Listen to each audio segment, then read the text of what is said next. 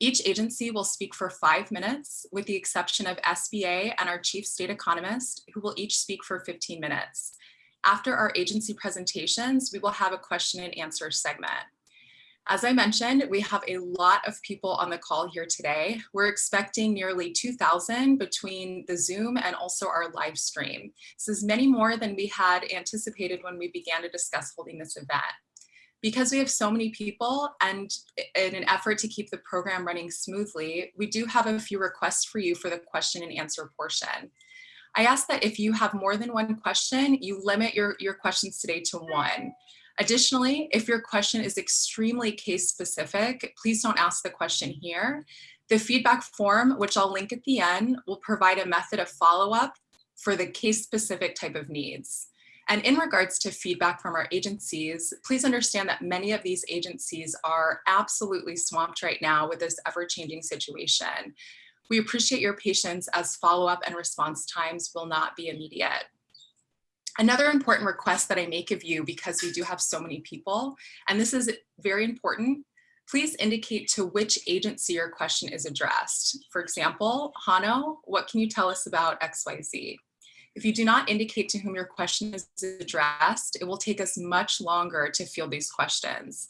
Questions that do not indicate to whom they are addressed will not be prioritized for an answer on today's call. For questions, please type in your question in the chat feature, which I see a lot of people are already using that. Those who are joining from Zoom and need to find that chat feature, it's at the bottom of your screen. You should see a button that says chat. Again, we ask that you limit your question to one and be sure to indicate to which agency it is addressed. We will address some of these questions at the end of today's call, while others will provide a follow-up response in the next few days. I see a couple of questions coming in now. We do have all of the videos turned off except for our panelists. So you likely can only see me right now. You might be able to see some of our panelists. In order to keep everything moving smoothly, we're going to keep all of our attendees muted and without video for the duration of the call, but you should be able to see our panelists, particularly as they're speaking. The final slide has links to resources and the feedback form. We'll also send this information to those who have registered for today's event.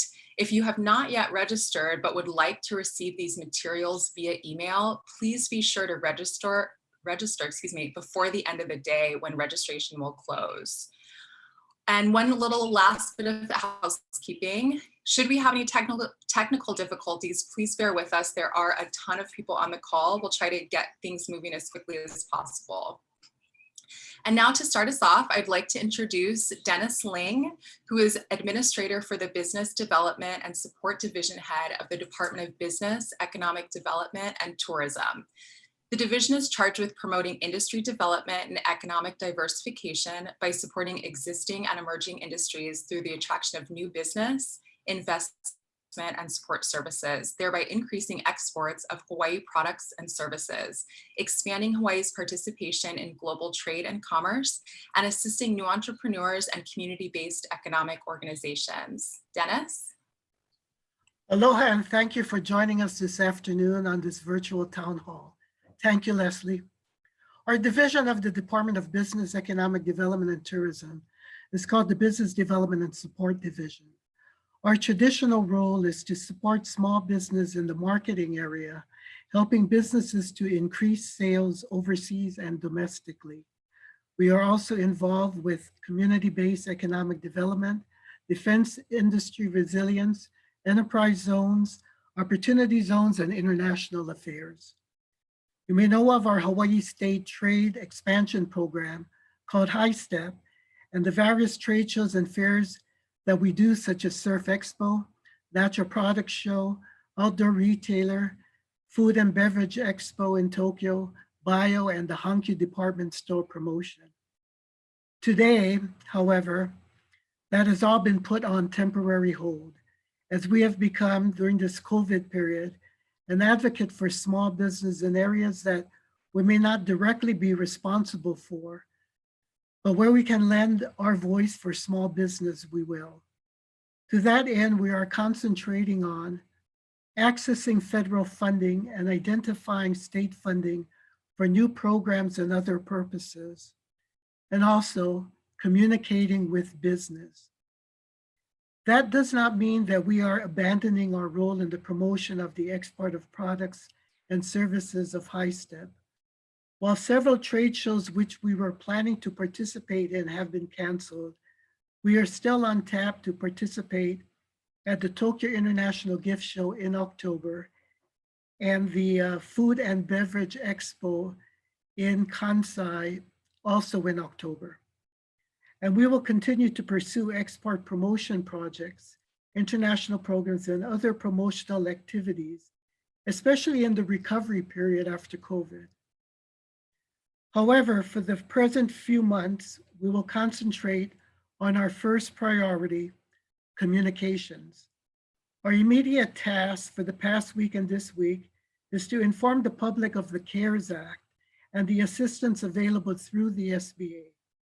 While the SBA program is already in full swing, we find it our responsibility to continue to get the word out to as much businesses as possible to apply for loans.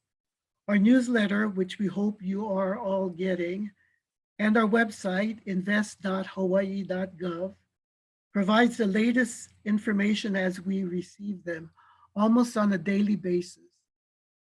Our director has designated our division as the liaison with the Chambers of Commerce, the statewide chamber, and the island chapters. Moreover, we are the liaison with the ethnic chambers, all of which have their special concerns. Our director has also designated our division as the liaison with the SBA.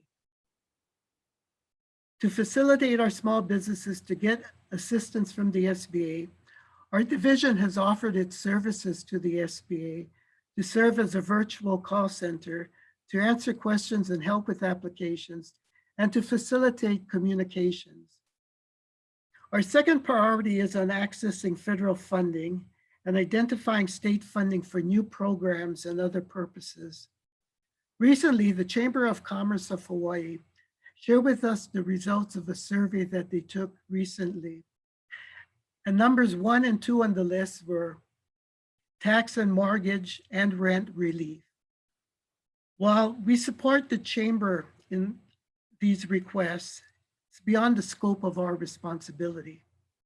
But where we can be of help are in numbers 3 and 4 on the list, that for low or zero interest loans and direct capital infusion or grants.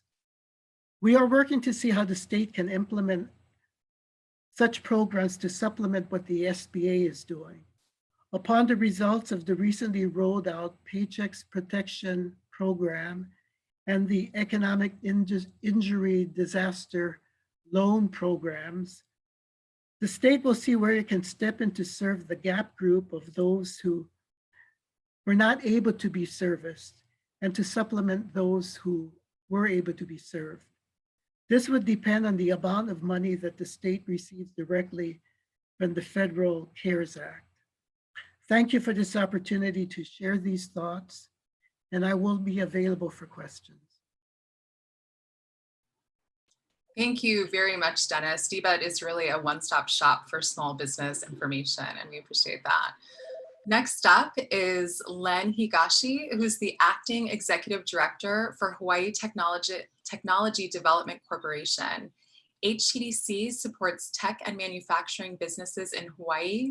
Programs include grant funding to support manufacturers and companies doing federal SBIR projects, events such as business workshops, training, and networking, the Entrepreneur Sandbox and Maui Research and Technology Center public-private partnerships with Hawaii accelerators, and special projects, including the Digital Currency Innovation Lab, Tech Parks, and direct company assistance. Len? Oh, hang on one second, Len. I think, there we go, unmuted. Okay. Thanks, Leslie. Yeah, thanks for organizing this, and I appreciate the opportunity to get the word out to people. As mentioned, HTDC, we're here to grow the economy supporting tech and manufacturing businesses, but we're in an unusual time now. So our current priority is really supporting the state with emergency related efforts, communication and resources I'd point people to our website, htdc.org. We have a COVID page with relevant info for research and manufacturing companies. There's general resources for the others, but I think a lot of the other agencies or other sites have more comprehensive lists. But if you're looking for information specific to research and manufacturing companies, check out our website, htdc.org. Currently, our offices are closed, obviously. The Sandbox, Entrepreneur Sandbox, a new facility that we just developed, is closed. But just to give you an idea of where we're at, it's currently being used as a call center for the labor to help with unemployment. So we have some staff who work really hard to get that set up on a short notice. Our programs are also connected through federal programs to support manufacturers dealing with items with supply chain issues. So we've been helping facilitate sourcing of PPE using our federal manufacturing network. I do want to point out there's a lot of people who want to help, and where we can add value, we get involved. But if we can't, then we try to get out of the way. Some of the early efforts that we did was before masks became so popular, we had a network of manufacturers who were looking to help. And at that time, the state wasn't ready to help. So we just stayed out of the way and let them go. Now we're getting into a different phase. We're helping local manufacturers with some quality standards, sourcing materials. We don't have funding and we don't have ability to purchase or issue grants. So just letting you know that we're able to facilitate and we have a lot of expertise and we're able to tap into the federal network. But that's probably where we can contribute most. One specific opportunity that came up this morning, and it's a grant opportunity that's actually due tomorrow, is there's a new grant available for manufacturers that are making PPE products. This is actually intended on the national level for companies making FDA products to retool for PPE. But we're going to submit anyway. Priority is given to FDA certified products. We're consolidating some of the Hawaii resources and people we're working with and submitting under our program. So if you want to get involved with that, or if you have something that you want to contribute, check out our website. There's a link to the application, information about that, and how to get in touch with us. On the tech side, there are some needs. There's in this remote work, we were talking earlier about jumping on Zoom. There's a need to be online and to be able to do our work remotely. Heavy involved of tech. There's also need for apps and data analysis. But the issue is there's no funding. So we've been in conversations with Transform Hawaii government to see if we can match make, because there are some nonprofits that have resources available to help see these things through. So working with Transform Hawaii government, trying to find immediate need and be able to connect them with the technologists who have the skills, but also are struggling through this as well. Our next focus will be pursuing federal grants. I think Dennis touched on that. Right now, it's not established, so we don't have a lot of information, but we know it's coming. We know it's going to be really important. The entire state's impacted, so we'll be working to secure whatever federal resources we can to support the Hawaii small business community. I think there might be opportunities centered around resiliency. I've already seen that in terms of disaster management, online presence, etc. So that's where our efforts will be turning to next. But thank you for the opportunity to present today, and I'll be available to answer questions. Thank you. Thank you, Len. Thanks very much for that great information. Looking forward to seeing how that grant progresses. We will share contact information. So if you'd like to get in touch with Len, if you'd like to participate, please do so. Okay, and next up, we have Chris Tatum, President and CEO of the Hawaii Tourism Authority. Chris was appointed as President and CEO of HTA in November 2018. HTA is the agency responsible for strategically managing the state of Hawaii's support of the tourism industry. Chris? Thanks, Leslie. Thanks for the time. For those who don't know who HTA is, we're a state agency. As Leslie mentioned, our job is to manage tourism for the state of Hawaii. Up until about a month ago, Business was obviously very good. In fact, some people would say it was too good. However, things have changed dramatically. You know, the travel industry is worth about $17 billion in revenue a year to the state of Hawaii, about $2 billion in tax revenue. We were also have about 200,000 jobs related to the tourism industry. So you can imagine, I know the small businesses are being impacted dramatically, and actually all the businesses in our industry are being impacted. The opportunity to get on this call was important to me for a number of reasons. One is we spend a lot of time focused on the big businesses and big hotels here, but we know the impact on the small businesses. My mother was actually the director for the NFIB for 25 years, and it was clearly explained to me ongoing the importance of small business. And I would just want to share with you some of the things that we're doing, and then happy to answer any questions you have for us. Our role since the virus started spreading, and the biggest impact was we have a responsibility for the state of Hawaii and the residents of Hawaii. And we were doing about 250,000 visitors here every day. And we've got 1.4 million residents in the state of Hawaii, but our capacity from a health standpoint is limited. And it was clear that one of the first things we needed to do is move the visitors out. And we wanted to do that in an organized way. So we worked with the governor and suggested that the visitors not come for a while we're going through this, and focus on their health and their communities. And then he had put in a 14-day self-quarantine, which obviously had a huge impact. At our peak, our normal average arrivals is about 30,000 visitors a day. Yesterday, we did 126 in the state.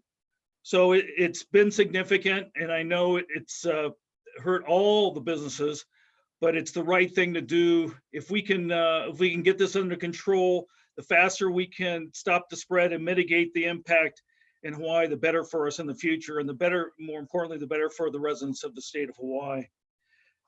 Relative to what we're doing for the small businesses, you know, when we knew this was going in that direction, the visitors were going to be less and less of a value, and we know that the restaurants and the bars and the clubs were all closed down for reasons to avoid the people getting together and crowding and to respond to the social distancing. We knew that takeout was going to be acceptable, takeout from the restaurants. So we actually are a sponsor of Food A Go-Go, which is an organization was put together by a group of entrepreneurs like Roy Yamaguchi and that team to have a process and have a website for the local restaurants to have food to go and deliveries. So that is ongoing. We'll continue to try to support that as much as we can. The other one we jumped on with is working with an organization that did a online pop-up marketplace. If you haven't seen it, it's on Wednesday. I think it started last Wednesday. It was last Wednesday. They started, their idea was it's like a little QVC for local products. Their first day that they opened up, they started on K5 locally, started at 7 p.m. They generated $25,000 in revenue. These are from local businesses. A lot of them were, unfortunately, could not sell their products at the Merry Monarch this year because it had to be canceled. So it allows them a venue to sell their products online. So we'd sponsored that, and we're going to continue sponsoring that to hopefully help those small businesses and those entrepreneurs to try to sell their products moving forward. Right now in Hawaii, we've got about 127 hotels closed, which I know that their volume and their occupancy impacts the small businesses. And the convention center, for the most part, is closed and being evaluated as a alternate care facility. So we've got a lot of things moving forward. We'll continue to work with the state. Our focus is do whatever we can to stop the virus here. And as we move forward, hopefully, the future is still uncertain on when we would be able to accept visitors without quarantine. We can do a great job in Hawaii, and hopefully with all the social distancing that's going on now and the actions that are being taken by the governor and the counties, it'll have a big impact. However, you all know that we get all of our business from outside the state, and a lot of our business from outside the state. And those source markets, how they are health-wise is going to be important to our future, and how they react and respond.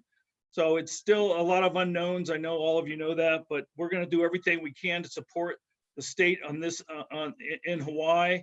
And then as in the future, when we do talk about recovery, we'll be engaging the industry and as many people as we can on the best way to do that.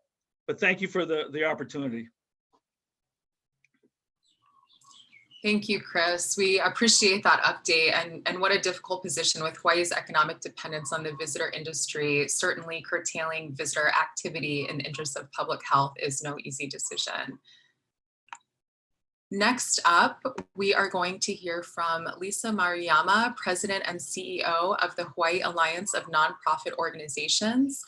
HANO is the State Association of Nonprofits in Hawaii. Lisa has served in this position for the past 11 years, serving in leadership positions at various nonprofit organizations over the course of her career.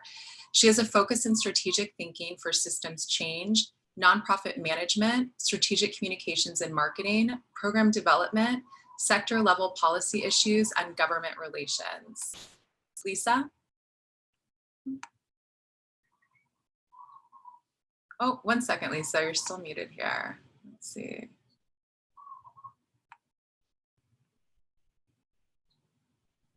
I am attempting to unmute you, Lisa. Oh, there we go. I think I needed to do it on my end. Oh, okay. Okay, everybody can you hear me? Great. Thanks, Leslie, for including me. I appreciate being able to share the impact that the nonprofit sector, that this crisis is having on the nonprofit sector. For those of you who aren't familiar with my organization, the Hawaii Alliance of Nonprofit Organizations, our mission is to unite and strengthen the nonprofit sector as a collective force to improve the quality of life in Hawaii. And the things that we do, we sort of act as an informal, like a chamber of commerce, but for nonprofit organizations. And we are affiliated with the Washington, DC based National Council of Nonprofits, which is one of 37 other state associations for nonprofits affiliated with this national organization. So for those of you, just to give you a little snapshot of the nonprofit sector in Hawaii, we have over 7,000 nonprofits in the state of Hawaii. And, you know, I guess I want to impart and drive home that nonprofits are actually small businesses too, although we are not for profit. We hire, we fire, we procure supplies. We have very similar operational capacities like for-profit small businesses. We make things happen with very limited resources. And like small businesses, we're agile, adaptive, and because we are small, we are nimble and responsive. And so in this crisis, we are actually well positioned to be first responders and to rapidly solve some of these community solutions that we're faced with. One thing to know, though, that in Hawaii, over 50,000 of nonprofits are under $100,000 in revenue. So you can imagine that our situations are very fragile at the moment. And some of you, I'm sure, on this call actually sit on nonprofit boards, such that you probably have a really good sense what the nonprofit operational environment is like. But in this COVID era, nonprofits have the resiliency and the adaptability to, again, be good responders, but the crisis is actually having a lot of nonprofits currently hobbled. So for many of nonprofits, particularly in providing health and human services, while many of them are deemed essential services, you know, it's been very hard to provide these services. Like if you can imagine adult daycare facilities where these nonprofits have actually sent their kupuna home to avoid risking their health, childcare facilities, et cetera. When you think about arts and culture organizations that have had to stop, someone mentioned the Merry Monarch having to stop. All of the theater houses are shut down and are dark. And so you can imagine this is bringing, you know, a complete stop to the work, the kind of mission work that we do to enrich communities. So if a nonprofit had fee-for-service revenue, that's come to a dead halt. We've, as you may have seen, a lot of nonprofits have canceled or postponed fundraisers. So none of that unrestricted revenue is coming in. Government contracts are slow on payment, and certainly if services have stopped for those contracts, nonprofits are not getting reimbursed for the services from government. And then, of course, as with other for-profit small businesses, nonprofits have very limited cash reserves. Probably many are on less than 3 months reserve. And so, as you can understand, there possibly are a lot of layoffs, and we're contributing to the unemployment rate daily. In Hawaii, over 50% of us, 1 in every 2 people, are asset limited, income constrained, but they are employed as defined by the Aloha United Way. Basically 1 paycheck away from major instability or losing our house, et cetera. This was before the COVID crisis, this type of statistic. And we knew this included many people in the nonprofit sector because our wages and benefits are generally not competitive. And due to our business models of having too much restricted income, it binds our hands and we're not able to basically pivot on a dime. So, but during this pandemic, you can imagine things are worse for nonprofits. Many employees are now laid off or furloughed and have joined the ranks of unemployment, as I said before. Other issues related to particularly nonprofits' response to the COVID crisis, for those who are first responders, at the moment, there aren't enough PPE for nonprofit healthcare workers. We know that the first priorities are for the those types of that kind of personal equipment should be going to the hospitals. But we know that the community health centers, as well as those providing services to homeless populations, houseless populations, those who are passing out food for the food insecure, for kupuna, are also at risk. So one of the things, just to finish up, is that in the CARES Act that just got released, there are 3, sorry, just trying to stop my alarm. There are 3 types of loans that nonprofits can avail themselves of for small business nonprofits: the PPP, the EIDL, and mid-sized business loans. We're finding that these applications are a little awkward for nonprofits because they haven't been included in this process before. It's usually been for-profit small business. While we appreciate being included, there's been a lot of questions as to how nonprofits can draw down some of these loans. We do have, I think Leslie's listed our website. We have a COVID resource page off our website for any of the nonprofit constituents out there who would like to understand how to navigate this process. But basically, what we're looking at is that 4th package that Congress is putting together. It's around recovery and stimulus, and we're wanting to take a proactive advocacy stance, actually, to create almost like a nonprofit loan track that applies specifically to nonprofits. It establishes a dedicated nonprofit funding for the Paycheck Protection Program and the mid-sized business loans. And it makes technical corrections that have become apparent as nonprofits and governments are trying to work through some of this loan process. So thank you again for allowing me to share a little bit about what's happening in our arena. And we look forward to actually working with government, corporate sector, with small business to actually see our way through all of this. Mahalo. Thank you, Lisa, for those updates regarding our nonprofit community organizations. If you are a nonprofit, be sure that you check out HANO's website. They do have a really comprehensive list of various resources to help right now. All right, and next we have Joseph Burns, Director of the Hawaii Small Business Development Center. Joe?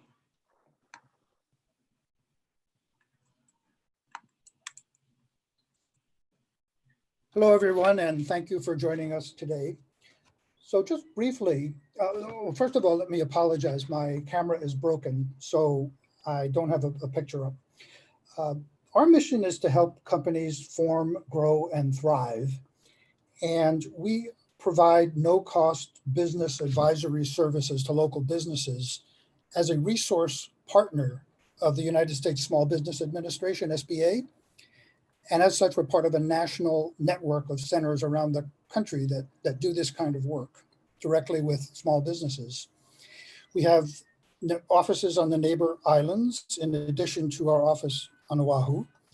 And we do work with startups as well as existing businesses. And just by way of explanation, some of our efforts are involved in strategy development and execution, performance improvement, developing and refining financial management systems, A big one is access to capital.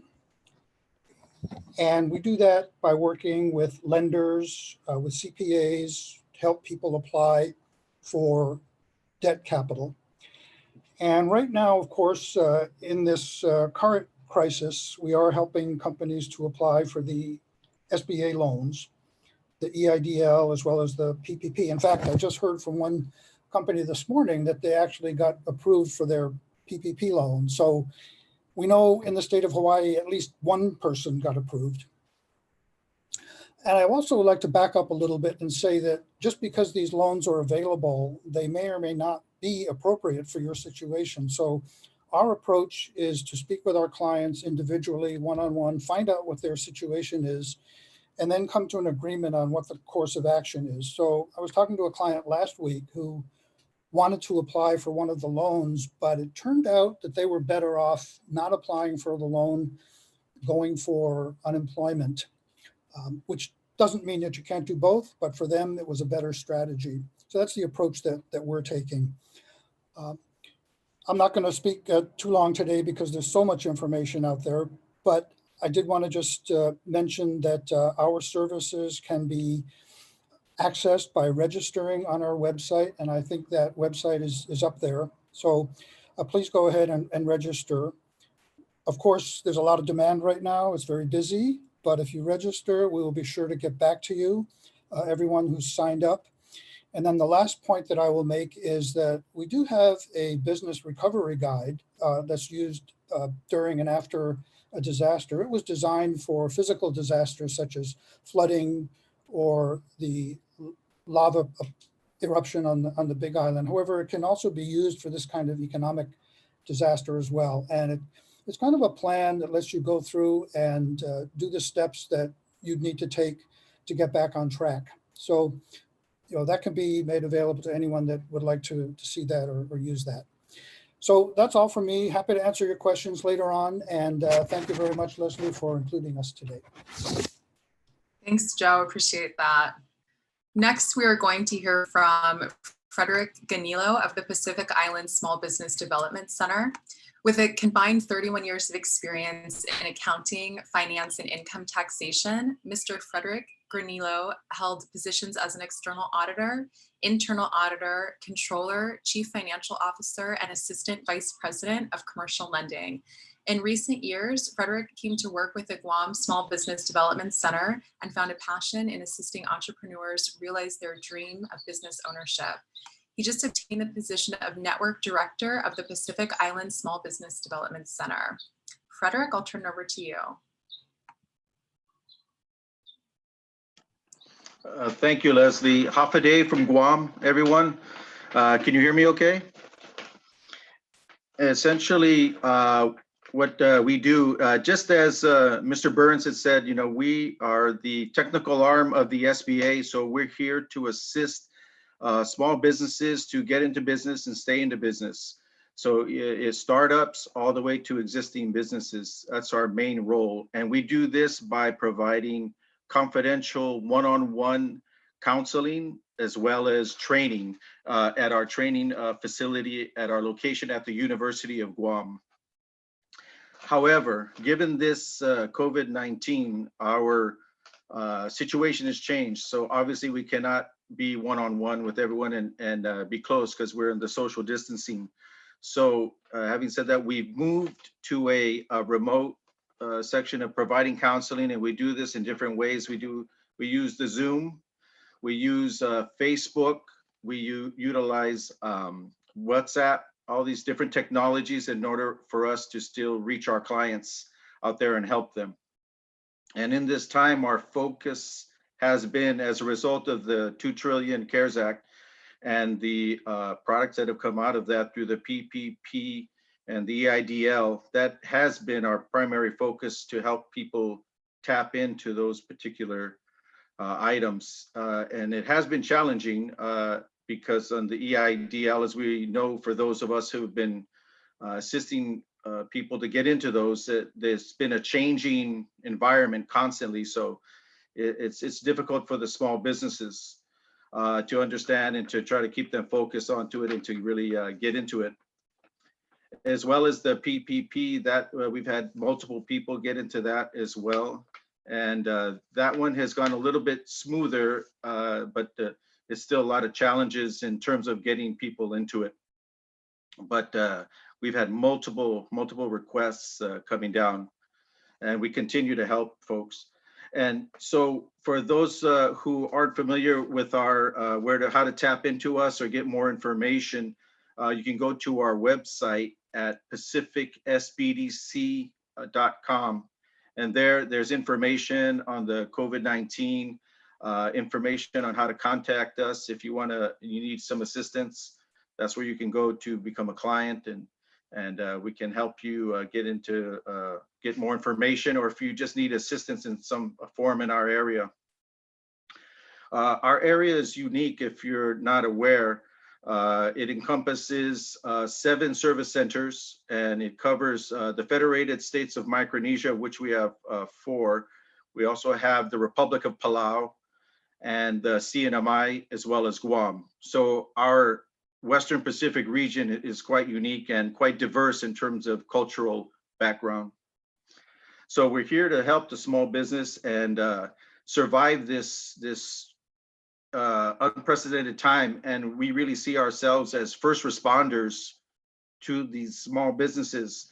On Guam, according to the 2017 census, there's 3,567 small businesses, and 43% of those have employees of less than 5.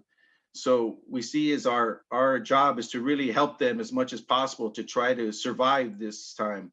We could really see the difficulty going on out there, and just in terms of which we are very similar to Hawaii. Our area is like hospitality, so we see that the hospitality area is being crushed right now. Essentially, it's come to a standstill.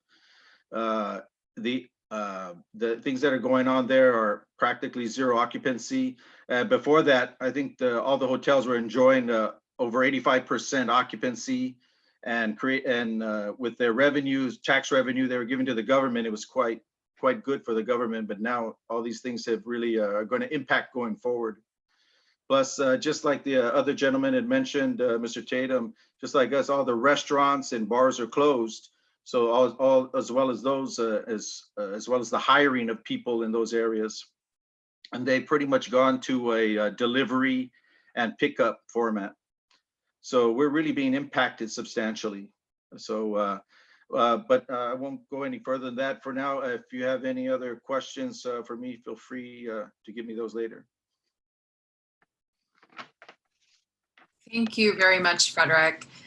We are going to go out of order a little bit here and hear from Jane Sawyer from the Small Business Administration. I know many people on the call have questions and requirements for additional information specifically for SBA. So we want to make sure we get Jane in here. Jane A. Sawyer serves as the District Director for the U.S. Small Business Administration's Hawaii District Office.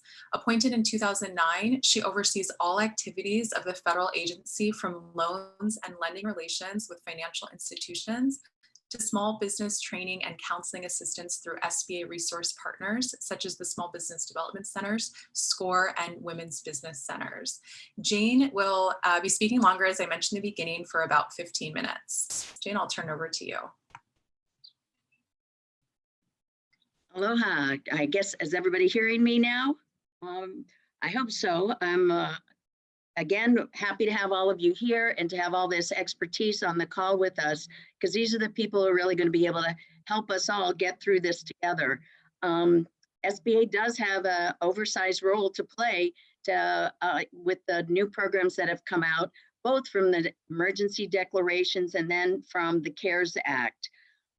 It's been incredible just to kind of assess this emergency and then to find the ways that we're really going to be able to help us get employees back to work and help our small businesses get through this, not just in Hawaii, but across the Pacific and across the country.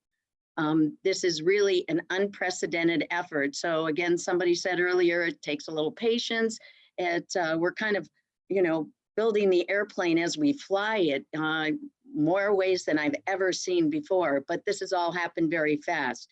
we were able to activate the economic injury disaster loan on a standard SBA model on March 20th for the state of Hawaii.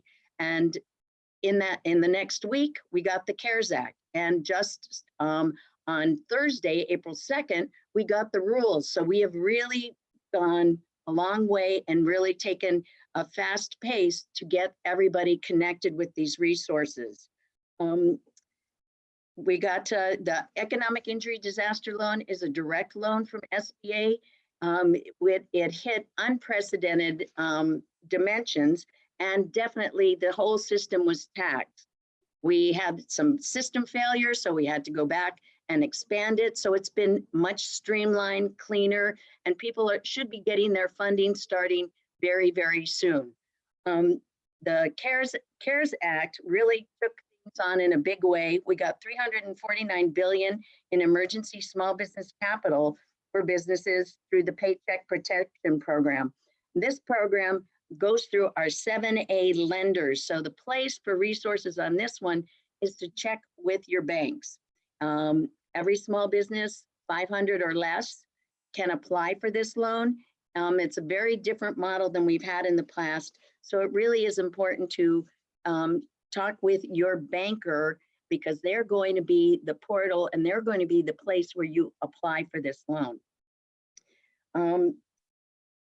It's very, very different than anything we've seen before. We've never done an emergency loan like this.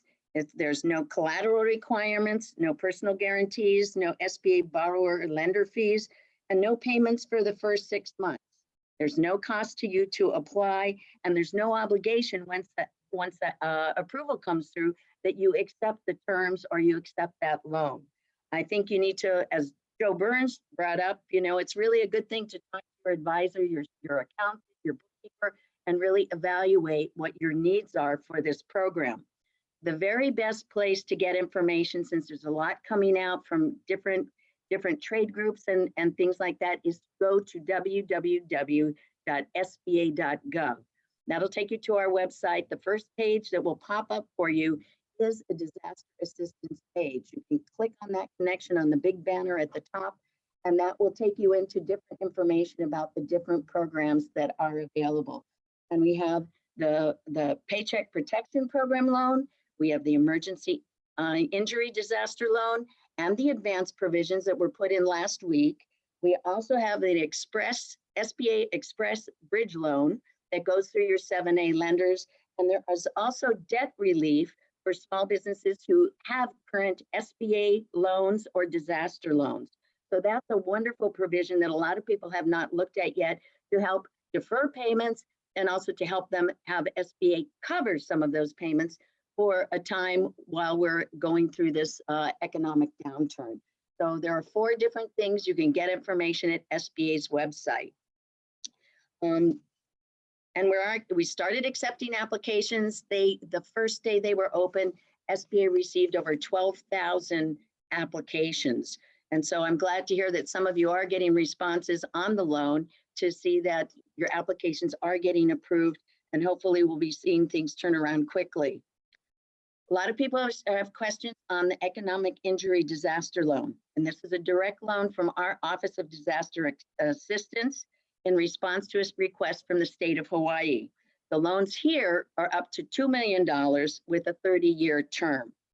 They've revised the credit criteria. If you put in an application prior to, I think it's March 30th, you may want to revisit that and go to our helpline, or also go to the SBA.gov disaster to try and check on your loan and follow up. That helpline is 800-659-2955. And that way you may have a little bit of a wait, or wait till the end of the day to make that call. They should be able to tell you if you've gotten a number, where your funding stands, and if you need any additional information. So there are some different things that have to come together there, but they are starting to get the loans out. We heard disbursement should start this week. I know there's a great deal of concern with that, including the feature that they added for that economic injury disaster loan advance up to $10,000. So there's some information. If you haven't heard anything on that or you haven't gotten a loan number, please do go call that information line to get you the assistance you need. If you haven't applied for this loan and are considering it, again, talk with your CPA or consultant. But again, this loan is available for application until December 2020. So you have a little more time to apply for this one. You can apply for an economic injury disaster loan as well as the PPP loan. So there will be, you can't double dip, you can't ask for the same things from both loan programs, and you will have to attest that if you did get an EIDL, you either fold it into your PPP loan and there'll be payment will come packaged with that, or you're excluding different things. So that will be worked out with your banker on the applications or at the time that your loan is funded. So again, you can go and look at sba.gov for more information on that. With the Paycheck Protection Plan, it sounds like I'm watching some of the questions come in, so it sounds like people are familiar at least with the basic ideas. Again, the latest and greatest information, because this continues to change. It's hard to put anything in print because they keep changing things. For example, with our nonprofit sector that typically is not eligible for SBA funding other than in a physical disaster, we are taking those folks into the program. And on Saturday, they announced that churches and religious organizations would be eligible for PPP loans. So that's a change that just came up. So again, we encourage everybody, if you're in that category, talk with your banker. And we have over 30 banks, with local banks and credit unions that are participating in the program. And they have been working through the weekend to move those loans through. I mean, there's a shout out to all the banking folks out there, right along with our first responders and our healthcare people, because they are bending over backwards to try and make this happen for our small businesses as well. Good things that went away from your typical impression on SBA loans. You know, there isn't a credit elsewhere. There are some rules changed on affiliation, and any small businesses under 500 employees are eligible, and that includes LLCs, sole proprietors, independent contractors. So again, it's looking at what your payroll costs are to help you calculate what your loan amount would be. I think you can work with some of our consulting organizations like the SBDCs, like the Women's Business Centers, to get some help with how do I actually put this all together and how do these pieces fit. Another thing, the deferred payments for 6 months, the interest rate for this program is for 1% for up to 2 years. That's another condition that since this program was first announced has modified and changed a little bit as we assess and look at the program. Again, there's no collateral, there's no personal guarantee. So a lot of those features that you don't have to be declined anywhere else for a loan, that still doesn't feature into SBA lending anymore. And there is loan forgiveness. And the loan forgiveness is based on maintaining your employees and their salaries. So once you get the funding, and you can get your employees back to work, there's an 8-week period. So there's some particulars you should check out and go to your banker again or your business consultant to get detailed information. You could also send us a message at hawaiigeneral@sba.gov, and one of our loan specialists here will respond to you. And again, you may have applied for the economic injury disaster loan, but you may not duplicate the expenses that you claimed there when you apply for your PPP application. You can put in only one PPP application. So eligible businesses, again, most nonprofits like 501c3 organizations, that arts and culture, veterans organizations, health education, tribal concerns, and now religious organizations as well. Sole proprietorships, self-employed individuals, and independent contractors are also eligible. Small businesses with 500 or fewer employees are also eligible. If you're a small business and you may have with no greater than the number of employees set by the SBA size standards, because some small businesses, depending on the industry that you're in, you can have 1,500 employees. It really depends. Some of them, it isn't determined by the number of employees, but it is determined by annual revenues. But you can, again, go to SBA.gov, and in the upper right-hand corner where it's in the search field, put in small business size standards or small business size tables, and it will take you to a direct link to look through all those classification codes to know exactly where you would stand. So, and one of the good things that has come out of this legislation is with the normal affiliation rules are waived for businesses in the NAICS code 72, which is for hotel and food or food services industries. Franchises can be eligible, particularly if you're in the SBA franchise directory. And if you're a firm that has gotten investments from SBIC, capital organizations, small business investment corporations, you may be eligible as well. So again, we encourage you to go to www.sba.gov to look up details. If you've applied for an EIDL loan, you could go to 1-800-659-2955 and contact your SBA lender directly.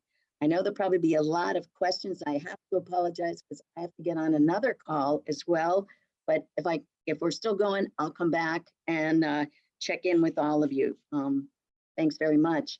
We're on this together. We're ready to help. So don't hesitate to call. If you want to send an email to us at hawaiigeneral@sba.gov, put in the subject line that you're in the Small Biz Virtual Town Hall, and we'll respond to you as soon as we can. Thank you very much. Aloha. Thanks, Jane. And just to clarify one thing you said, we've gotten a lot of questions regarding timing. So to reiterate what you said, if a person has applied before March 30th, it's suggested that they revisit the application and reapply as the application has changed significantly since that time. Is that correct? It has changed significantly. If you have your number, I would hope that you have checked in or you have been and you have received a communication. If you have a question about this, again, send me that email at hawaiigeneral@sba.gov, and we'll get back to you on that information, or call that hotline number 800-659-2955. And that would put you in touch with someone who's working in the disaster center who would be able to give you information. Yes, they are on the mainland, but they should be available now 24 hours. Okay, thank you, Jane. I appreciate that. And a couple people had asked when they could anticipate receiving the money. So I did hear you say you started to see disbursements this week. Obviously, Yes. There's a big demand for these funds. So I'm sure having some patience as things are working through the pipeline is appreciated. I know that so many people were expecting, and some of the information came out saying 3 days. I think with just this amazing volume that they're having, it may be a little bit longer than that. But both the Treasury and SBA, once we get these approvals and the closing documents are there, we're ready to get that money sent out to you. So I am hoping that we will see some responses this week. Thank you very much, Jane. We appreciate your time. We know you have a busy day getting called into another meeting. Thank you. Thank you. Aloha. All right, we are going to hear next from John Holman, Director of the Pacific Region for the U.S. Commercial Service. The U.S. Commercial Service is the frontline trade promotion agency of the U.S. Department of Commerce. In this capacity, John manages the Hawaii Export Assistance Center, which is located at the Hawaii Foreign Trade Zone at Pier 2 in downtown Honolulu. The mission of the U.S. Commercial Service is to assist local companies in selling their products or services in international markets. John? Aloha and hafa day, everyone out there. Thank you so much for joining us. Thank you to Jane and her team at SBA. I know they're doing the best they can right now under difficult circumstances. I want to thank Leslie for putting this together and all the partners for their work in helping small businesses during this difficult time. Today, I just want to share with you a little bit about the U.S. Department of Commerce and our agency, the U.S. Commercial Service, which helps small businesses sell their products and services internationally via exporting. I want to give you a little review on what we typically do and then how we're responding to the COVID-19 crisis. Next slide, please. The U.S. Commercial Service, U.S. Department of Commerce, we have offices in over 80 countries around the world with trade professionals to help companies sell their products and services. We help mom and pop, startups, small businesses, all the way up to Fortune 500 companies. We help them to figure out what markets to target, connect them with opportunities, introduce them to partners, and then navigate all the nuts and bolts of exporting. Next slide, please. Last year, for every dollar in taxpayer funding our agency was allocated from Congress, we generated $392 in sales for US companies. So our metrics are aligned with small businesses in terms of closing deals, opening new markets, finding partners, and growing their business. This is what we're typically doing, and we're still doing it despite the current circumstances. Next slide, please. The way we support businesses is in these 4 categories here: market intelligence, providing intelligence on the ground on opportunities, sectors, trade shows, partners, trends, customs, documentation, all the things you need to know about doing business in foreign countries. We also proactively promote US products and services and connect you with partners that are pre-screened and vetted through the US government overseas. We provide consulting and advocacy, helping companies to develop their strategies, find the right markets suited for them, navigate all those ins and outs of exporting that you may not know as you're developing your international strategy. And then we also facilitate trade events, which, as you know, in-person trade events are postponed indefinitely, but we're looking for ways to do things virtually. Next slide, please. Our current operating status is that we are open. Our offices around the world, here in Hawaii and in international markets everywhere, are continuing to support small businesses as they're looking to maintain their current international business or even expand. And if you go to our website, trade.gov/virtual-services, the link you see there, you'll see all the current offerings that we're able to provide, although our operating capacity in some markets is certainly somewhat diminished by the current situation. We're also maintaining a COVID-19 economic response team out of Washington, D.C. We're monitoring export controls, where we're seeing some countries around the world limiting or banning the export of medical supplies or COVID-19 materials, and that could impact your business if you trade in those goods. So we're maintaining a database of where those are being impacted. We're also fielding export questions, as we always do. We're receiving some import-related questions, certainly as people are looking to bring in relief supplies to the United States. Although we don't typically handle import inquiries, we're directing these to our partners that can assist, primarily US Customs. And then we're fielding COVID-19 support inquiries. And I'll share a little bit more about that in a future slide. Next slide, please. If you go to that main site for us, trade.gov-virtual-services, you'll see a map of our current global operations. If you click on the pin, you'll be able to see the current operating status and the services we're able to provide around the world. All the green pins there indicate that we're operating at full capacity. Next slide, please. Those services consist of market intelligence, connecting you with opportunities, trends, what the current trade, maybe difficulties, barriers may be to entering a market, common market entry strategies. We also conduct initial market checks. So this is a survey of a market to provide you intelligence on whether or not your product or service is suited for a market. We're also, our primary service is the Gold Key service. This is where we contact distributors, agents, joint venture partners on your behalf. You tell us who you're looking for. We contact companies that meet that criteria and then facilitate introductions. Typically this is done in person, but we're moving to virtual introductions. We just recently did one of these virtual introductions for a local company in Bangkok, Thailand, and found them some prospective partners.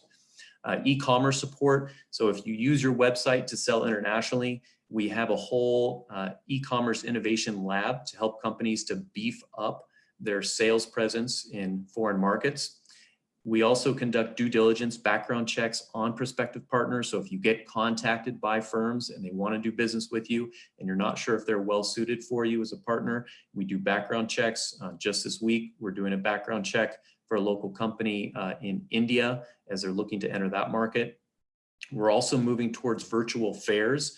We've already been doing this in a few key sectors for a few years. Now we're looking to ramp up our virtual fairs so that companies can connect with opportunities from the comfort of their own office or home, wherever they're working from. And then webinars. So we're putting on webinars. We have our typical webinars focusing on key markets and opportunities, but more and more we're doing COVID-19 related webinars and how you can continue to sustain your business through the pandemic. Next slide, please.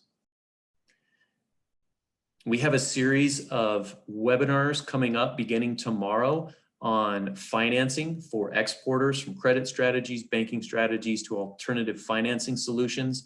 If you go to the link there at the top, tinyurl.com/exportmoney, you can tap in to these webinars. They're free. There was some key partners, including SBA there, you'll see on the 14th.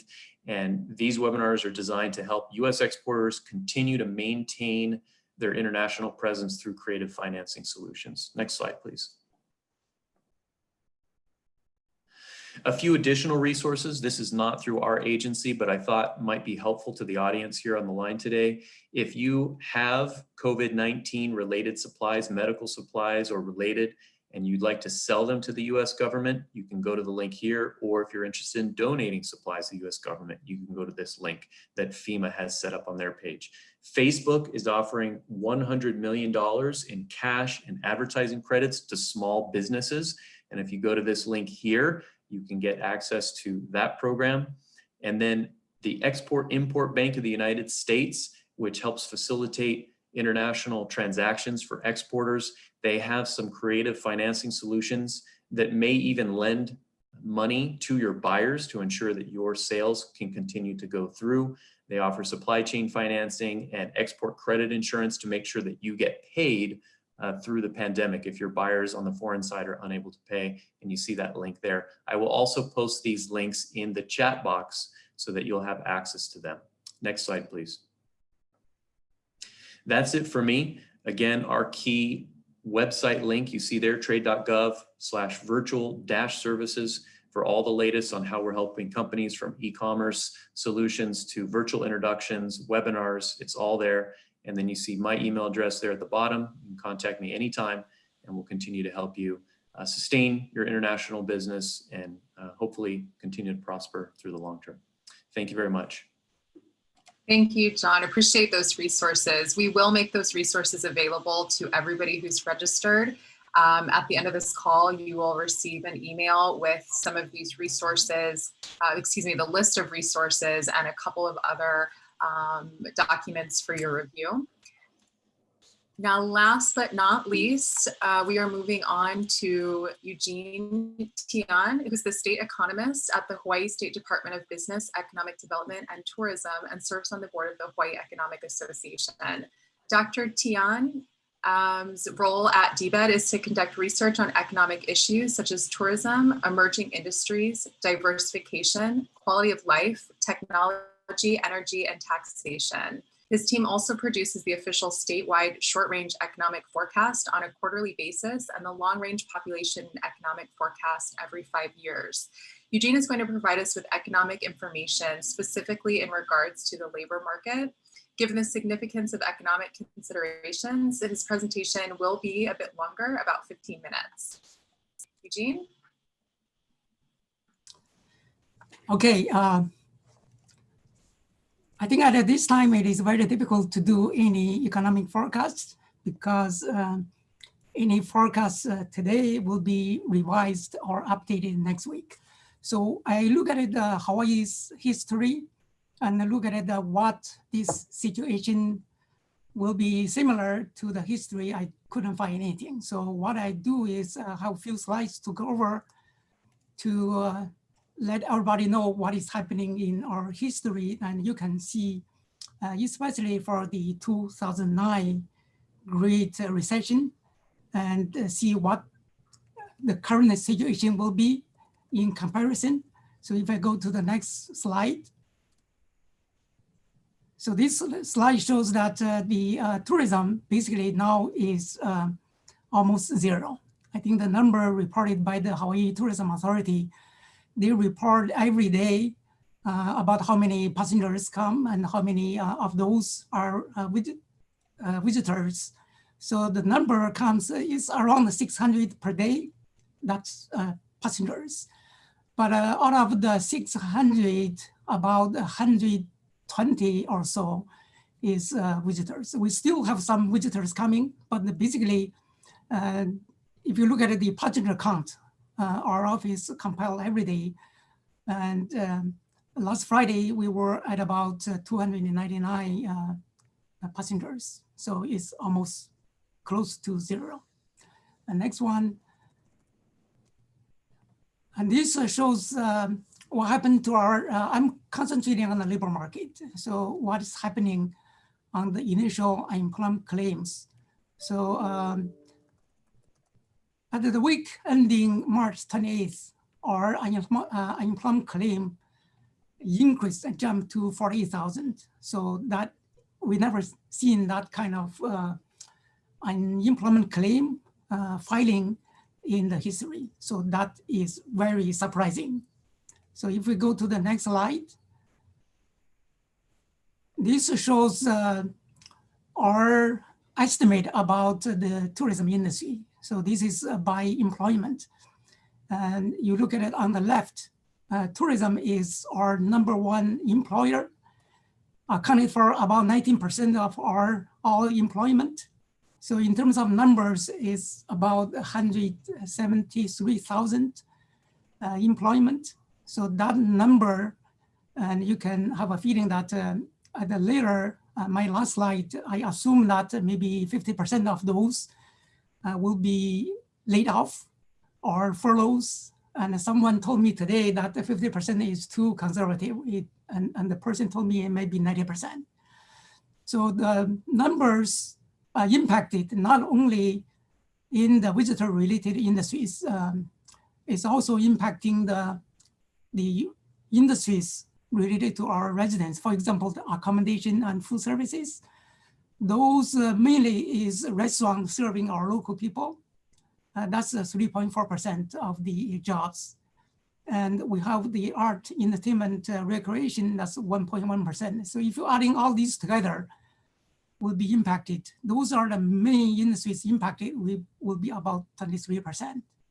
But it doesn't mean that other industries are not going to be impacted, because they are going to be impacted in a certain degree. I'm only talking about those, the tourism heavy, or we call tourism intensive industries. Okay, let's move on to the next slide. And looking at the Hawaii's history, if you look at the bottom one is 1933. That is actually the Great Depression. During those times, the US unemployment rate was about 25%. And to be exact, it was 24.9%. But Hawaii's unemployment rate was 6.9%. It's much better than the nation. But Hawaii's historical high unemployment rate happened in 1949 with 11%. I think that year is mainly caused by the reduction in the military. So we had the lowest military presence historically at about 20,000 military personnel that year. So that caused a recession in 1949, 1950. And other than that, we have the 1970s, you know, in all these years, quite a few years, we have a higher unemployment rate is because in the 1970s, we have a rapid population growth. We had a pretty good growth in tourism, and that caused a bigger population coming to the state, and that causing the labor force increase, and job was not adjusted enough, so we have a higher unemployment rate. Let's move on to the next slide. So move on to the next.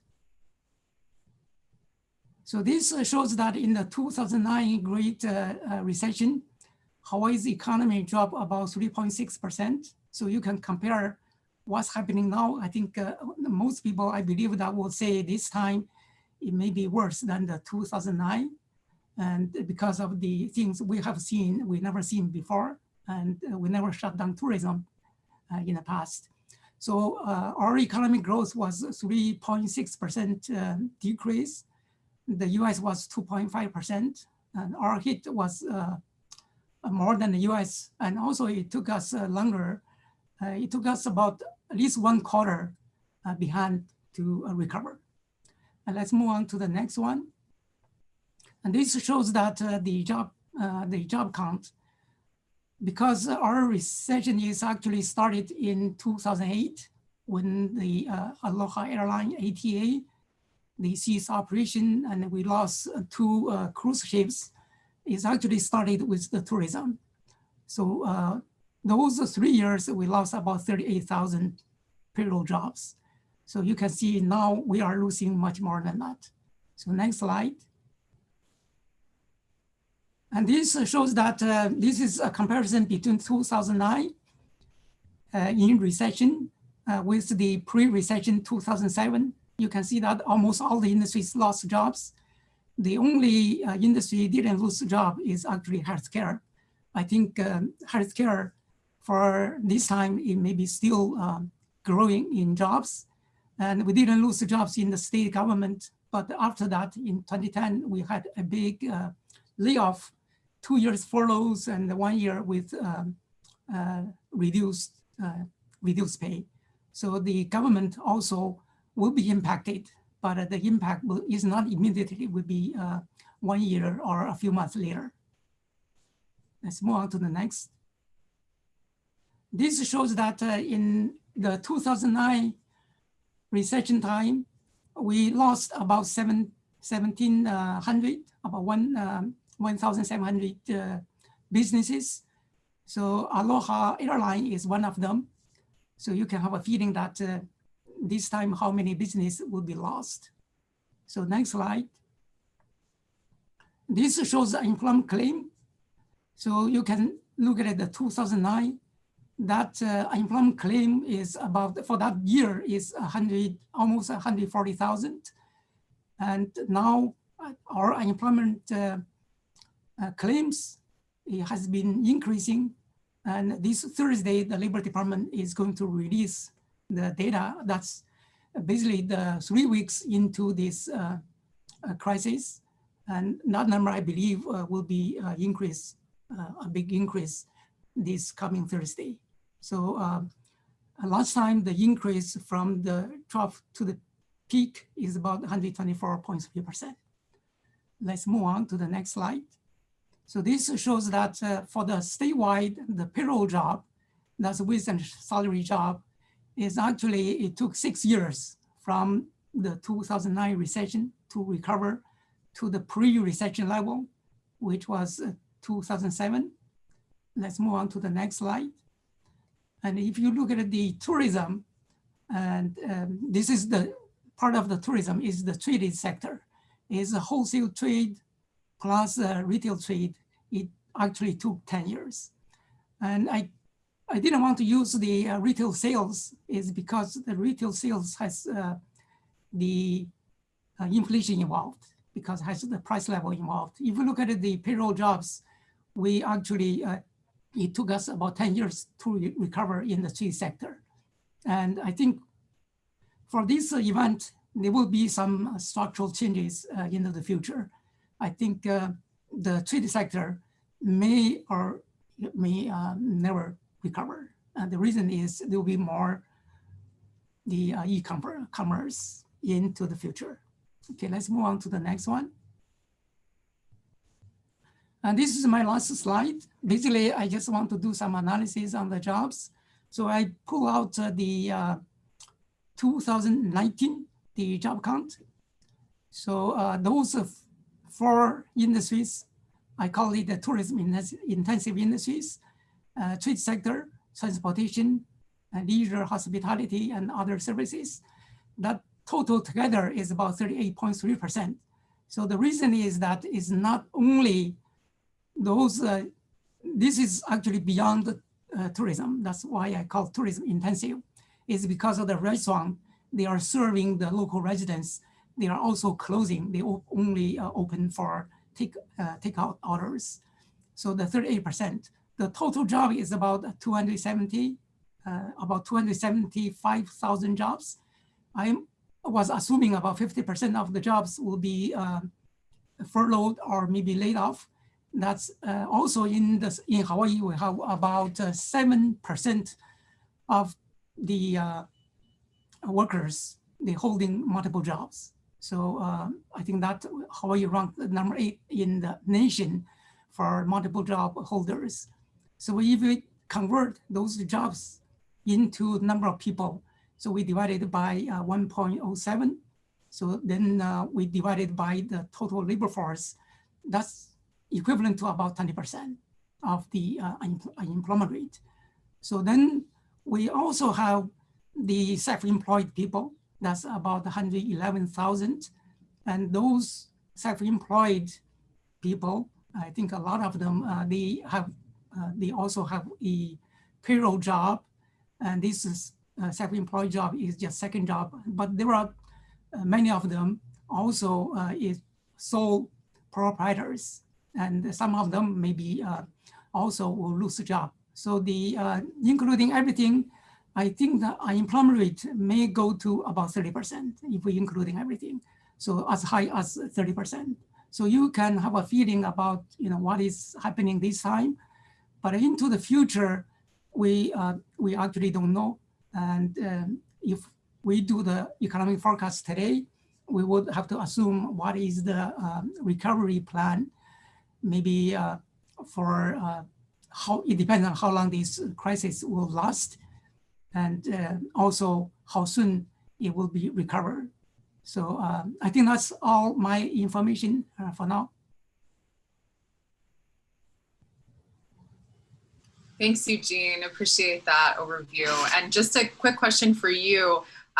This came from one of our audience members today. How does this period compare in terms of unemployment to post 9/11? Oh, those, as I showed that this is the largest ever. We have never seen this. In the 9/11, is not even coming to the top 10. So the table I show in one of the slides shows that's the top 10 unemployment rate. Actually, the 9/11, 2001, we did, it was a recession year, but we didn't have a high unemployment rate. So this unemployment rate, currently, the labor data usually is about, if we talk about the current time, is about at least 1 month or 2 months lag. We wouldn't know until later on. So I don't think that the 9/11 will be, in terms of the economic impact, will be comparable. Okay, thank you for that.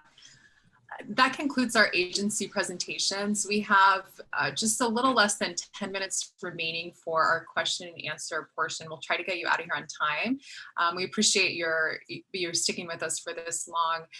So we're going to go through some of these questions. Some I think have been answered as we've heard from our agency keys here. Others that we don't get to today will be provided to those who have registered. Will provide you the full question and answer as our agencies respond. So give us a little bit of time for that. It is going to take us a few days to get through all of these questions. Our first question, Joe Burns, are you still with us, SBDC?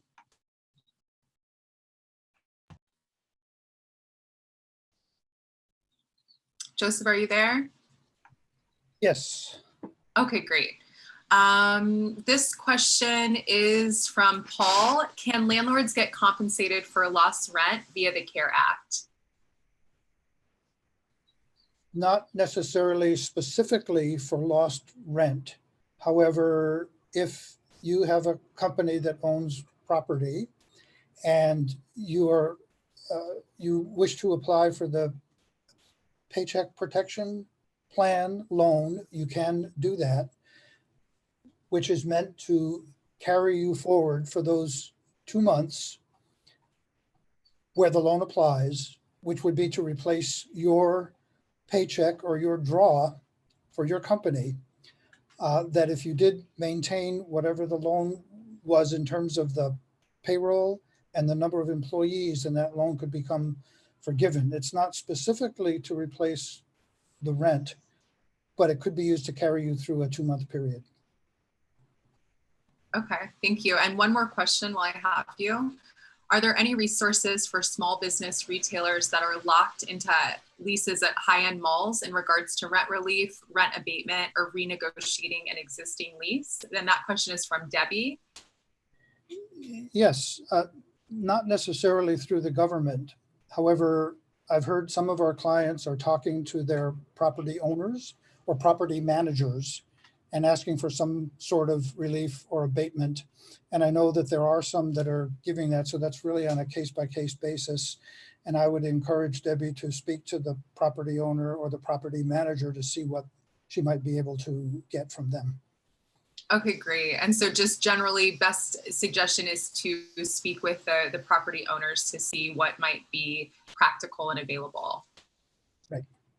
Thanks, Joe.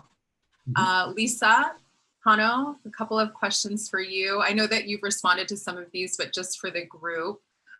One question from Katie. Do you know of any efforts for community health centers to work together to access more PPE resources? Looking at what their options are for sourcing PPE, expecting that the usual supply chains will not be a great option. Yep, I had responded in the chat box, but just in case people didn't see it. So the Hawaii Primary Care Association is the intermediary umbrella organization for all community-based federally qualified healthcare centers. And so they would be a good place to start to see about those types of PPE supplies. I know that the Hawaii Healthcare Association is also a point organization for those types of issues. So it would be worth checking with Hilton at the Hawaii Healthcare Association. And then I referenced actually Len's comments, one of our panelists from HTDC, who said they are also at the sandbox or HTDC is trying to work with its manufacturers on the supply chain to actually see if they can't help acquire or produce the PPE. So maybe I'm misquoting Lynn, but he might also be a contact for people. I do have some informal information and contacts of members of the philanthropic community who are actually interested in funding some of the PPE purchase. And so offline, I'm happy to share some of that informal information about which foundations are actually interested in supporting this effort. Thank you. Thanks, Lisa. This next question is for Dennis over at DBED. Yeah, I'm here. Hi, Dennis. Hi. So let's see, first question here. Any time frame that you can share with us in regards to looking into the 0% loans and grants above SBA's PPP and EIDL programs? Well, I think it depends on two things. First of all, how much we're able to get from the federal government regarding the CARES Act that we can employ into this area. And second, to see to what extent the PPP and the EIDL programs have been successful. Okay, great, thank you. And I see you're getting this one online. Have any SBA disaster loans been approved in Hawaii? We heard from Jane, yes. And can you give us any insight into the turnaround time for disaster loans? Yes, Hawaii has been approved for the Economic Injury Disaster Loan Program. As for the turnaround time, I believe it would be 5 weeks, but that really is a question for SBA. Okay, appreciate that, Dennis, thank you. This next question is for Len. We're at HTDC.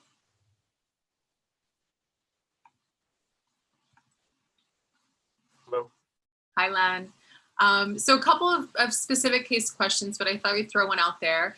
This business is focused on decentralized identity and payment systems. Are there any grants specific to certain projects at this time? No, that I responded to that individually, but all of our efforts and all of our resources right now are pretty narrowly based on COVID response activities. We don't have any new grant funding programs coming up. We'll have to wait to see when the federal government starts putting out their economic development package what's available for us to secure for Hawaii, and hopefully, provide some assistance to Hawaii small businesses. Okay, great. I appreciate that. And just to reiterate, I know we had a lot of questions for SBA, so we will be providing these questions to everyone who registered. If you are on the call and you didn't register, please go to smallbizvirtualtownhall.eventbrite.com to register. You have until the end of the day so that you receive these resources.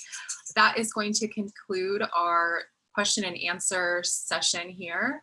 My name is Leslie Harvey, and this is where you can find me. As a small business owner, I know that we have both unique concerns and unique opportunities. The kinds of issues that are coming to my attention right now are for the large majority, those who have seen drastic decreases in business. And then there are those few fortunate businesses who are not only surviving, but some may be finding their demand increasing during this time. Whatever state your business is in currently, we are here to provide assistance and resources. Please take some time to respond, to provide your feedback and thoughts on this event. The feedback form, the link is here on your screen, tinyurl.com/smallbizfeedback. It shouldn't take you more than 5 or 10 minutes to complete. And we ask for your feedback, firstly, to make sure that you have what you need and to help point you in the right direction if you require further assistance. Secondly, we would like your feedback, as this is a free event that we may consider having again, and any feedback you can provide us will help us to ensure we're providing the most relevant resources. If you registered, you will receive these links on this page by email, and also the full question and answer, as I've mentioned, all the questions that we didn't get to here today, sometime later this week. Please be patient with us. We'll get through these as soon as possible, but as you can imagine, there are a lot of questions coming through. Again, if you haven't registered and you'd like these resources, please do so by the end of the day. I want to say a special thank you to all of our participating agencies who, as we can all imagine, are incredibly busy right now, but have taken time out of their day to provide this service to small businesses and nonprofits in Hawaii. Also to our participants who tuned in, we appreciate you coming together to get this information. And a special thank you to Ryan Gonzalez and his team from Kanaeokana, who have handled all the technical aspects of this meeting behind the scenes. To our participants, thank you again for your time and attention. We hope that you found this useful, and we'll let you know should there be another in the future. Thank you, everybody.